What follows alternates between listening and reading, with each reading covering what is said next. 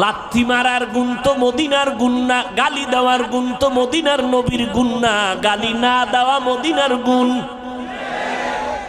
লাথি না দিয়া বুকে লাগাবি মদিনার আদর্শ।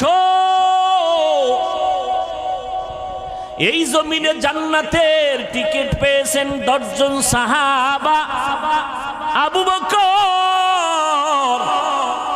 জান্নাতের টিকিট পেয়ে মরণ পর্যন্ত শুধু কান্নার আওয়াজ, আমি আল্লাহর আদালতে কেমনে দাঁড়াবো, কেমনে হিসাব দিব। ওমর কাঁদতেছেন, উসমান কাঁদতেছেন, ওই অন্ধকার কবরে আমি কেমনে একা থাকবো। হযরত আলী কাঁদতেছেন, রাতের গভীরে কান্নার আওয়াজ, নবী কান লাগাইয়া নজর